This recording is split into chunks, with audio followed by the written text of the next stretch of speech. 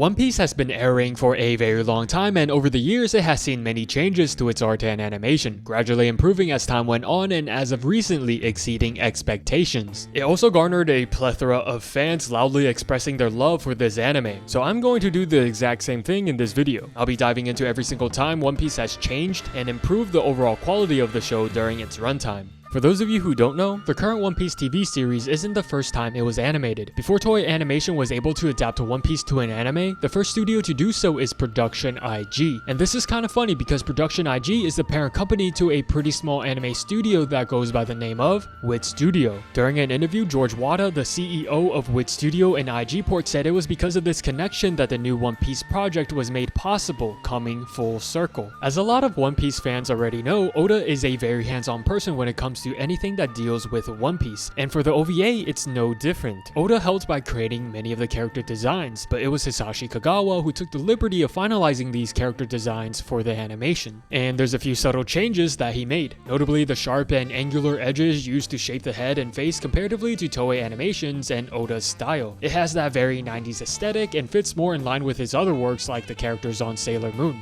Instead of being shaped with rounded outlines, some of the lines curve inwards, defining the shape of their skull more, where you can visibly see the cheekbone, the chin, the jawline, and even the brow bone. Other differences I noticed right away are the heavy amount of shading they have for the characters. For example, Nami's hair has shading at the bottom where the light typically doesn't reach, giving it more depth. The color palette is slightly more muted and subdued, taking a more realistic approach. Animation-wise, it's very solid for its time. Granted, it is a short film that is only around 28 minutes long, so the animators were able to pour a lot of their attention into that 28 minutes to make it great. The fights were well made and the punches that landed felt impactful. Facial expressions were top notch, but not as wacky and cartoonish the way Oda does it. Now, the reason why this short film was made was to commemorate the 30th anniversary for Shonen Jump in 1998, and it was only a year later that we were greeted with a One Piece TV series that we all currently recognize.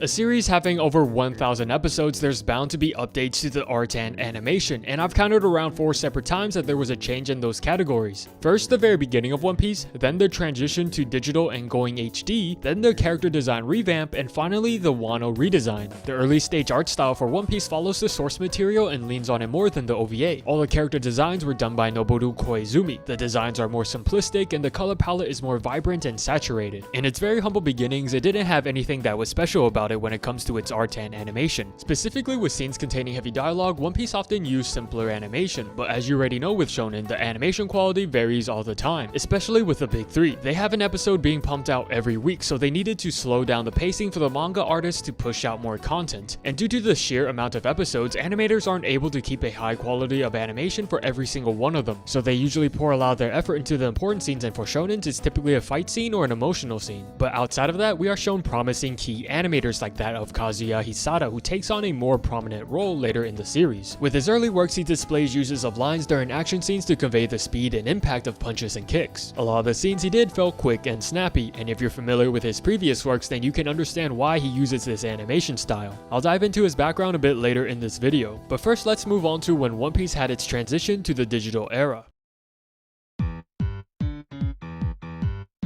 Remember back in the day when we thought 720p looked solid and perfectly fine? Well, it didn't take long until we were introduced to 1080p and then 4K resolution. And ever since then, revisiting any videos whose highest quality is 720p doesn't feel quite the same. It's like going back to play a PS2 game thinking the graphics were insanely good and then immediately get catfished, but you still play it because of nostalgia. That's pretty much the same case for what happened with One Piece. It wasn't until episode 207 where we can visibly see some improvements to the quality of the anime. This is when the One Piece TV series changed to high definition, going from a 4:3 aspect ratio to a 16:9 aspect ratio. On top of that, they shifted towards digital animation, but even with these changes, the art style and design of the characters stayed relatively the same. And of course, you can see slight improvements to the characters themselves. The lines drawn for the characters were much darker to differentiate them from the background, but the main thing that catches my eye is the improvement to the clothing and accessories. The texture of the clothing is more defined and the color is less muted. For example, Luffy's straw hat has tears in it along with bumps and grooves, giving the hat a bit of realism compared Compared to before the update to HD, it was much cleaner and less worn down. Some examples I found were very subtle but still noticeable and eye-catching.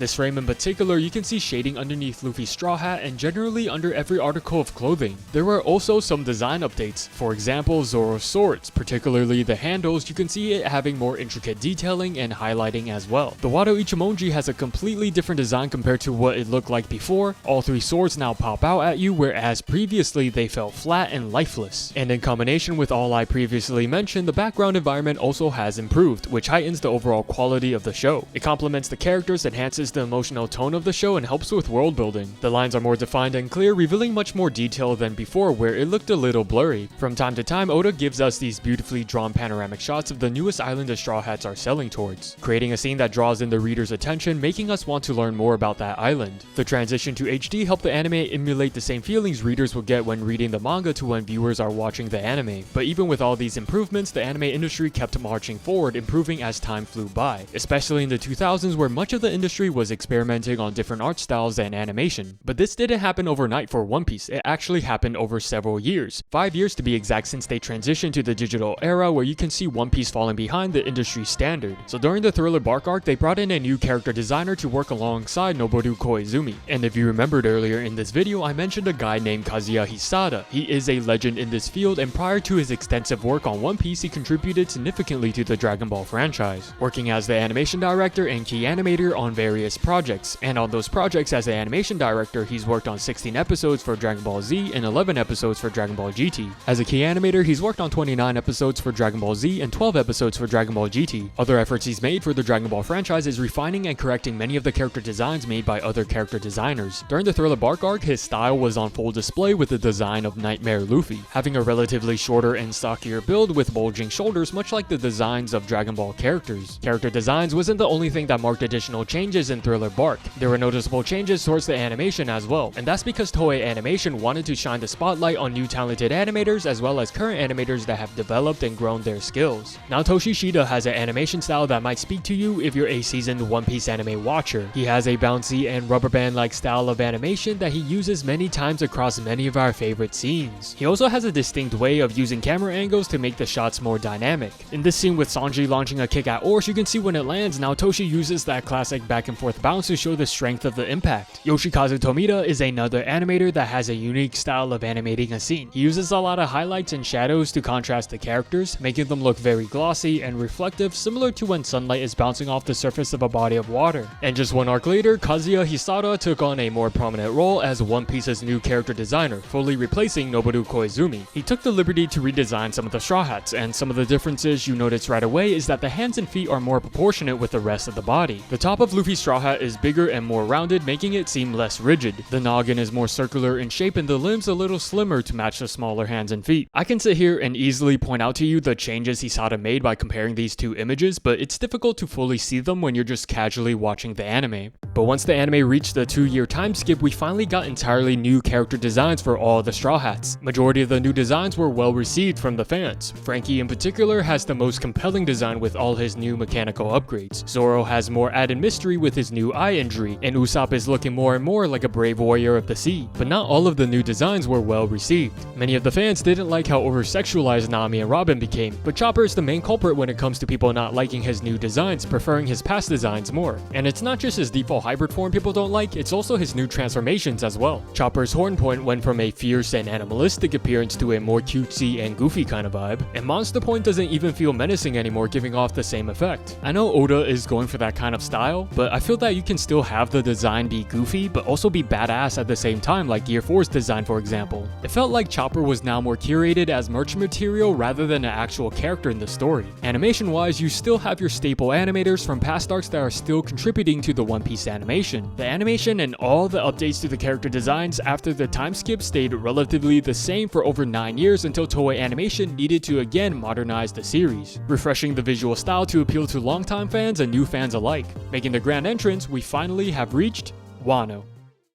This is the point where the One Piece TV series took it to a whole nother level, having a complete overhaul in their art style and animation. With the help of new animation technologies, this allowed for One Piece to have more dynamic camera work, fluid motion, and better color grading. Tatsuya Nagamine was brought in as the new director due to his proven track record directing other successful Toei projects. His ability to direct high action-packed scenes as well as conduct emotional storytelling made him a natural choice for this role, especially coming off of the extremely successful adaptation of Dragon Ball Super Broly. But the one thing you notice right away is the new art style for Wano. The line work is more dynamic and bold, shadows and textures are emphasized more with hatching, and the color palette is significantly more vibrant and saturated using more lighting effects along with soft gradients. Just the overall style has a traditional Japanese vibe that fits the environments of Wano. These changes also benefited the character designs as well. Midori Matsuda was brought on as the new character designer, bringing a fresh new take on how the characters look. Specifically with scenes that are much more intense and zoomed in on the characters, the detail is much more prevalent. Thicker outlines makes the characters more distinguished and hits a part of my tiny brain that makes me smile. Characters' body structures are more defined, especially their muscles. Clothes are more textured, and just the overall quality of the character designs took a giant leap. And the animation for Wano improved just as much, if not more, than the character designs. In general, for the animation, when everything is in motion, specifically in action scenes, the line work looks fluid and harsh at the same time. And attacks often have this dramatic distortion with this aura-like energy flowing around them. One thing that I really appreciate as a predominantly manga reader is how they interpret in the anime many of the panels from the manga. Fights are depicted more extensively, the way they're able to translate and transcribe these still panels and create original connecting scenes to add on to what Oda already created and display an entirely new picture is something I can marvel at. Like, if we compare a scene from the manga to the anime, for example Zoro vs King, you can see that this scene in the manga essentially finishes within a few panels, while in the anime it is more exaggerated. I've seen some takes saying that the new animation isn't a good thing because of all these additional added in scenes, making it feel as though it doesn't follow the manga and is something completely different, which I kinda understand where they're coming from, but when it's this well made, I personally have no complaints about it. Rather, I give them all the praise for improving the scene in of itself. For example, something in particular with Zoro vs King that is original to the anime is their use of impact frames. When you go frame by frame in some of these animations, you can find little Easter eggs. Like when King was launching one of his attacks, they showed impact frames of him through the years, when he was a kid, a teenager, and a fully grown adult. This is a level of storytelling you don't quite get from the manga. Their use of impact frames is unique and is something everyone can appreciate. The one downside some fans have about impact frames is that the animation can sometimes be unreadable and just a bunch of blobs on screen. Generally though, a lot of the impact frames I believe can be boiled down to fan service, like the fight between Garp and Aokiji with my personal favorite impact frame with them dapping each other up. And although earlier in the video I said that there were 4 distinct changes to the overall look of One Piece, I believe that Toei Animation wants to have different art styles for the final saga of One Piece, which is why we have a whole new art style for not just Wano but also Egghead Island as well. Instead of having a traditional Japanese vibe, their style is more modernized, having a softer tone to fit the theme of Egghead Island being futuristic. And that's one of the reasons why they stopped production, to allow the production team to allocate more time and resources to the upcoming arc to not only keep the quality of animation at a high level, but maybe also implement a new art style that fits the theme of the next arc. So during this period of no new weekly episodes coming out, we have gotten new content for One Piece, like the remake for Fishman Island as well as the One Piece fan letter, which is a short OVA that has arguably the best animation and art style the series has ever curated. One Piece fans are truly eating right now. They just recently got an amazing OVA, they're gonna get season 2 for the live action, the manga has been going insane, and not to mention they're gonna remake the entire series with Wit Studio. And yeah, there's a lot to look forward to as a One Piece fan. Anyway, that's the end of the video. Thanks for watching, and yeah, I'll see you guys in the next one. Bye bye.